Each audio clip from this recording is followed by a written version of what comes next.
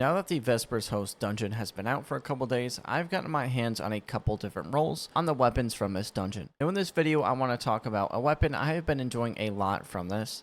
This is probably my favorite weapon from the dungeon, to be honest. Now all the weapons that drop from this dungeon are really good, and I will be covering all of them, so be on the lookout for those here on the channel. However, in this video, I want to talk about the new ARC auto rifle, the Pyroelectric Propellant. Now this weapon basically is kind of what it sounds like. This drops from the second and third encounter, which happens to be both bosses within this dungeon. The easier one to farm is definitely going to be the servitor boss.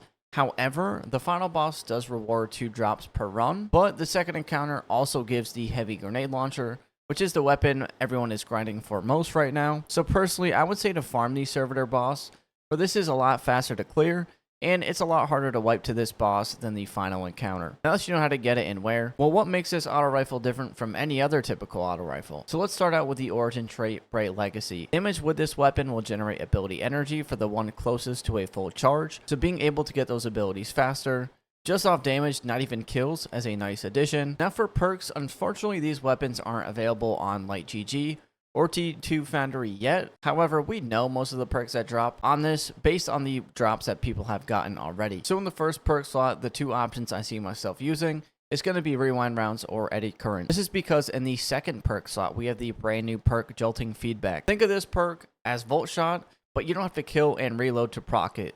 Jolting Feedback jolts enemies when dealing damage. It also procs fairly fast too, and you can shoot multiple enemies and still proc it. This pairs really well with arc builds, as those jolt kills will proc amplified and keep it active. Now I prefer Rewind Rounds paired with Jolting Feedback, since the jolt procs based on damage, and with Rewind Rounds you can deal damage to enemies for even longer without reloading. You can see here in the clips how I gotta reload fairly often, and how Rewind Rounds would be able to allow me to keep that jolt active and just clear those waves of enemies even faster. What is nice about Jolting Feedback is this perk does proc multiple times before you even have to reload. This is honestly my new favorite auto rifle, and I've been using this ever since I have gotten it. Once again, based on the clips you're seeing in this video, you can see just how good this auto rifle is, and trust me, it is as fun as it looks. Now the jolt might not kill the yellow bar enemies you are shooting instantly, but it does still chain to the nearby enemies, which makes this so fun. Just seeing that arc energy that chains to the enemies surrounding the mini boss, and them just falling over is so satisfying. As well as when you're scoped in with this weapon, it has that meter at the bottom which shows how much ammo is left in your magazine. Overall, this auto rifle is definitely worth farming for. That's it for this weapon review and what perks I like on it.